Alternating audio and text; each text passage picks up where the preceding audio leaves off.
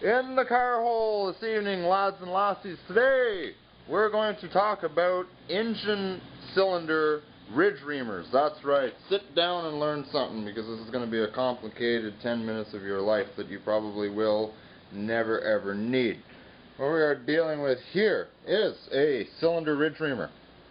If any of you guys have ever considered on rebuilding an engine, or thought about tearing one down and just seeing the inside components of one or whatever, there's a good chance you're going to need one of these. Actually, I can pretty well guarantee you're going to need one of those. What we are dealing with here is an engine that has ridges in the cylinder walls, in the bores, and it is preventing me from withdrawing the piston from the block. And the reason for that is because after years of the piston coming up and down, see this number one cylinder is almost on top dead center. So for example, when the piston is at top dead center, the piston rings only come up to a certain point, and after many years of the piston rings not meeting up to the top of the bore, there is a ridge of carbon that has formed over the years. Now, in order to remove the pistons from this block, we got to take out the ridge of carbon, and so we can actually remove our pistons. Very straightforward concept. So we actually need a ridge reamer. A cylinder hone won't take care of this. You'll actually need one of these suckers right here.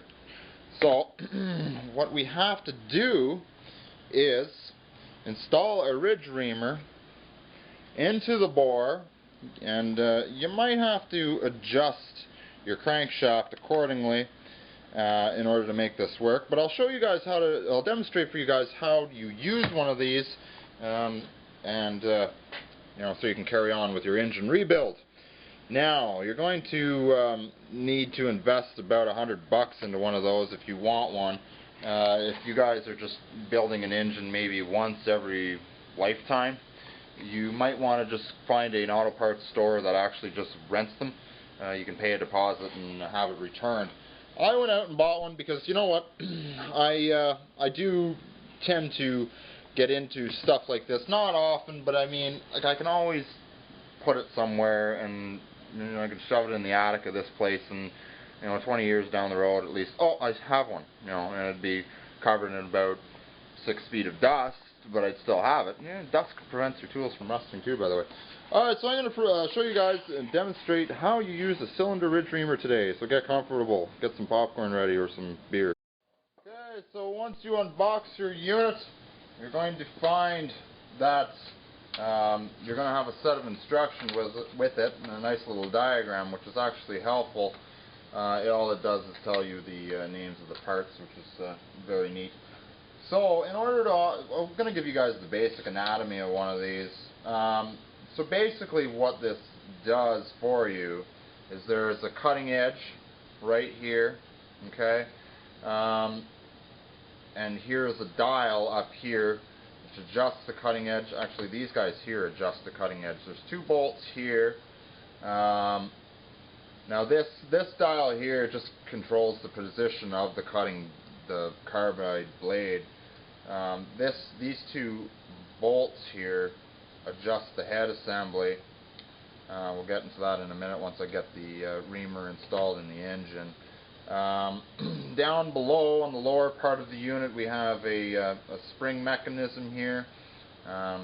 These are your spiders, and what this does, this is your center bolt. Now what this does is when I tighten this, for example, if we take note here, we can actually see the spider assembly coming out, and what this does is it clamps onto the inside of the bore, the inside of your cylinder wall, and it keeps the reamer in place.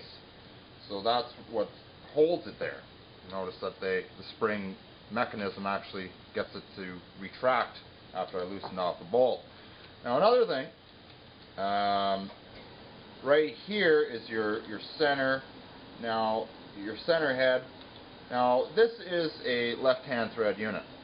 Okay, so when you are turning your ridge reamer, you're going to be going in a clockwise fashion. And what this is going to do is cause the head to come up. Alright? So, very straightforward. You know, you can see right now that the head of the unit is actually on its way up to the very top of the center bolt.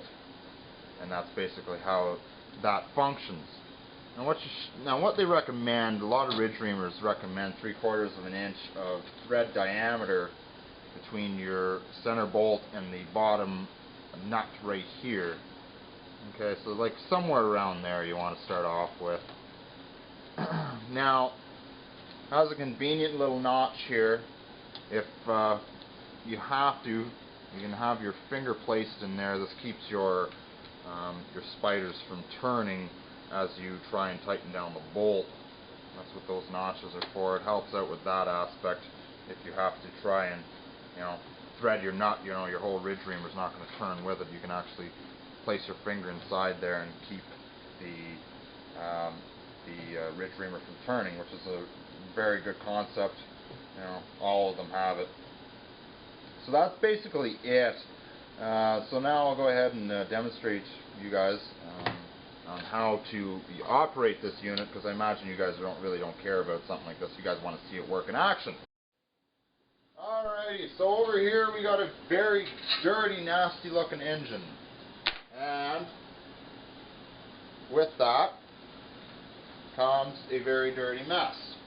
So what we're going to do here is I'm going to tilt my engine up so I have it where I want it.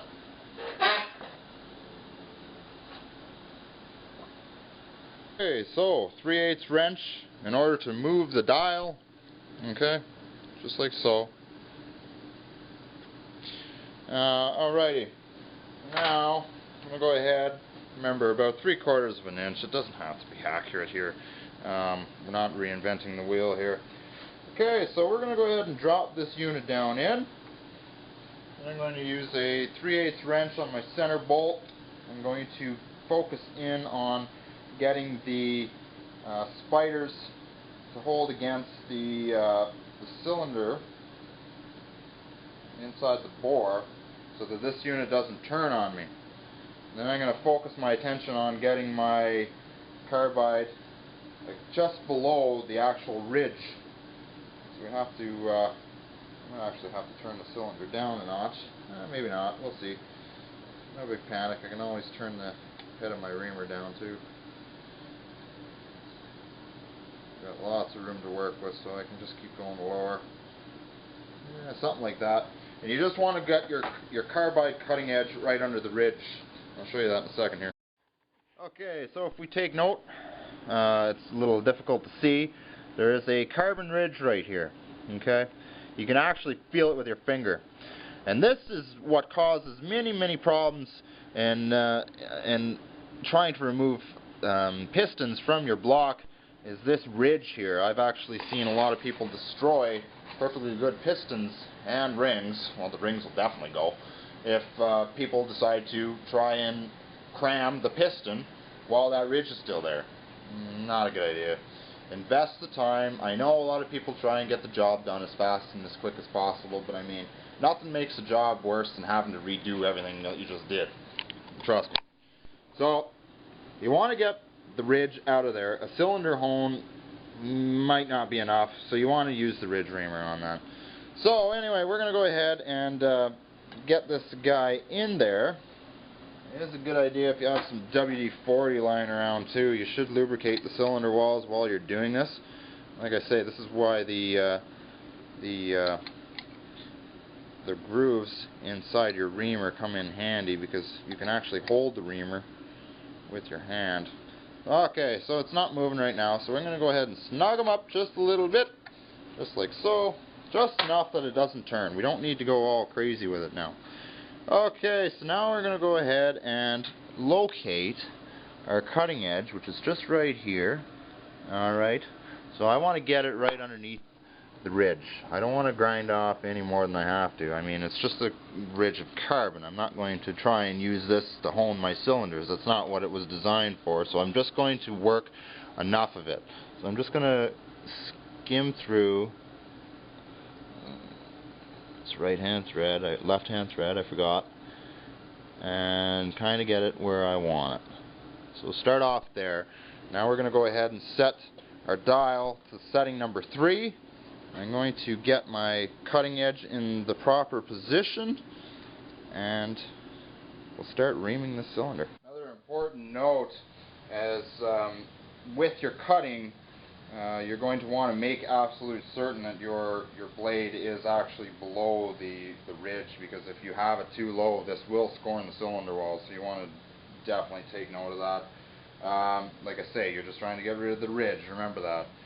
Okay, so anyway, I'm going to go ahead and loosen this off and get our cutting head in position.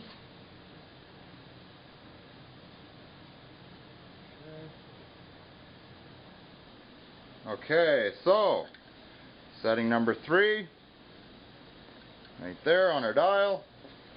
Alright, we're ready to start reaming our cylinders. So clockwise rotation.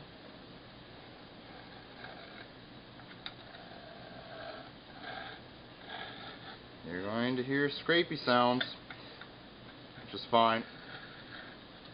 That just means it's doing its job.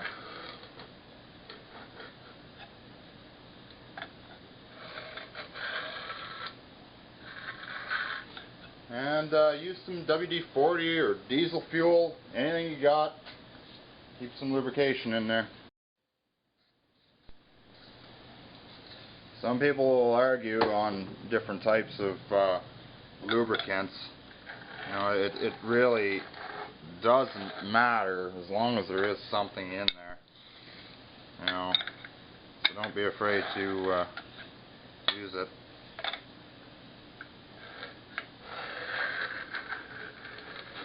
So, just like so, just keep going around. I would be able to go into a complete rotation, but I have the cylinder head bolts in the engine right now, and just on the one side. I don't know why I left them there, that doesn't matter, but anyway.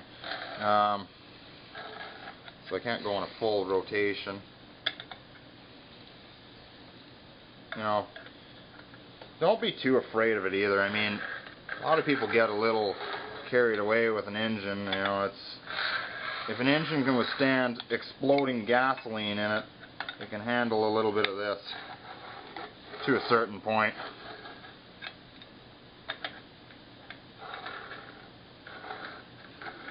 And just go up until the cutting edge just passes the inside.